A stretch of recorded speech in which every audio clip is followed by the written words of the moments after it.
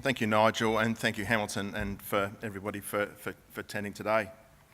Darren, it's hard to follow that because you've actually embodied a lot of what I do want to talk about. But so think about the leadership, the ambition, and the resilience that Darren described about his business as I talk to you for the next 10 minutes or so.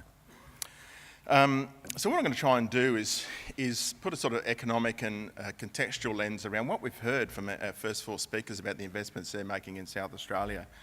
And I'm going to do that using an analogy around our weather. Now, this might be a bit foolish because I'm going to talk about economic sunshine, and we haven't seen a lot of that in the last week or so in South Australia, but please bear with me.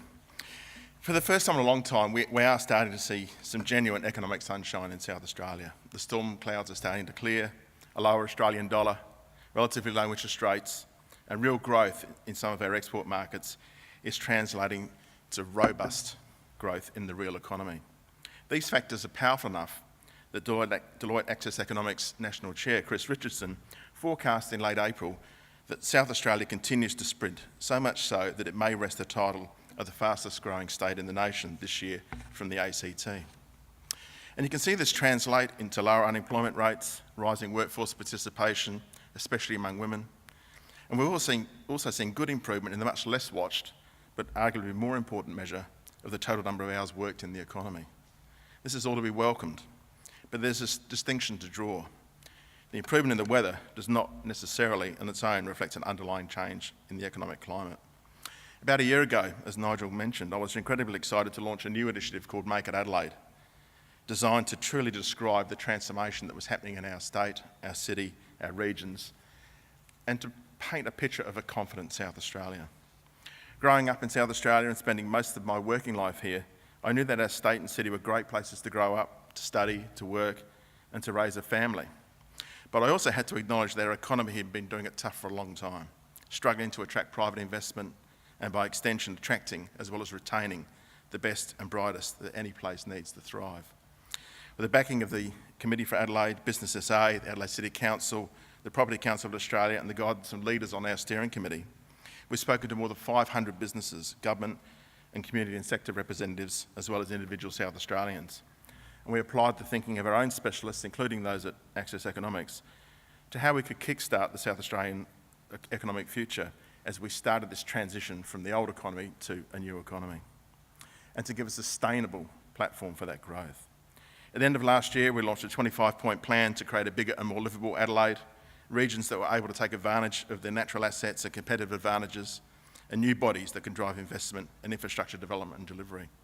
With this focus, South Australia could be home to 2 million people on a thriving $134 billion economy by 2027, some 8.5% bigger than it would otherwise occur.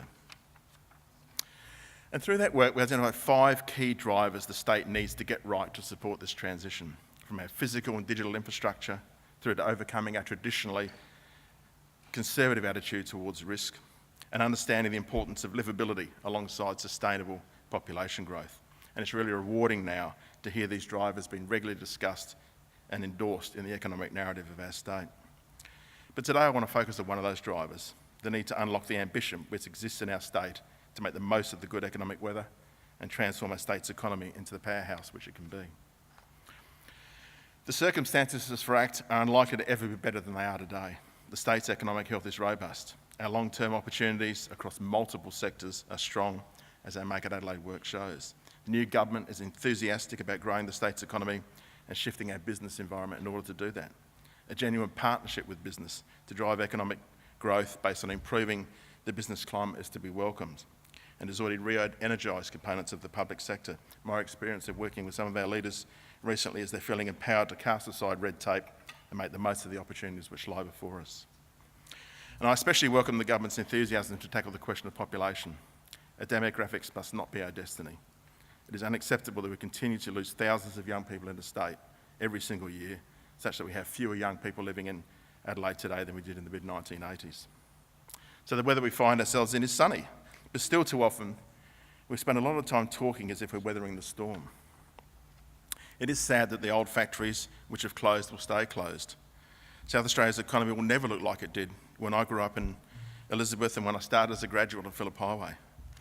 And we need to do a much better job of looking after the people that have been left behind in this economic transition, in the outer north and outer south, and in the Iron Triangle.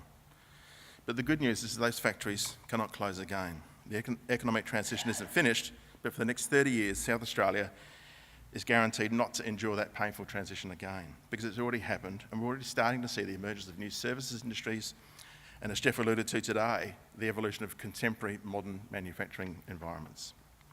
Instead, the next 30 years will be built on the rise of demand in agricultural products, our tourism sector, international education, and energy and minerals from the growing Asian market. Our mindset needs to reflect those coming decades of opportunity, not to wistfully look back on what has been lost, and to comfortably acknowledge the significant importance of defence without seeing it as the silver bullet for our economy. I think that part of this problem is generational. Our kids don't look back at a long-lost era. They just start businesses and disrupt markets, as was highlighted with the recent 40 Under 40 awards in recent weeks. And if we're going to reshape the future of South Australia, we must stop talking and start acting. No one is going to do it for us.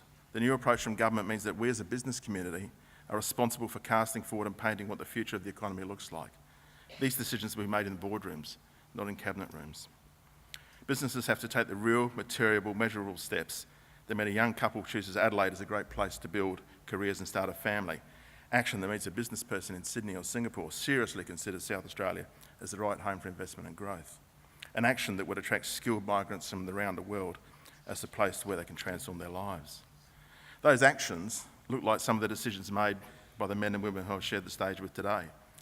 Leveraging the advancement of technologies to underpin economic transformation across multiple sectors of the economy, accelerated by those in defence, as highlighted by Jeff. Investing in growing our international gateway so that it continues to be the best airport in Australia, a point of pride for South Australians when they arrive home, and supports economic growth for decades to come. Investing to shake off a very public trauma to continue to grow an innovative and diversified food business which flies the South Australian flag around the world. Investing in designing new services for people with disabilities and taking ambitious decisions to secure the long-term future of one of our oldest and most important disability support organisations. And of course, they're not alone. Going forward, all of us in this room who are in the private sector need to challenge ourselves on whether our ambition truly measures up. We need to properly test all of the downside risks, of course, and tread deliberately with an understanding of the facts. But how often do we ask ourselves in Adelaide, what happens if everything goes right? What if we beat our targets? How can we scale our businesses and success to take it interstate or overseas?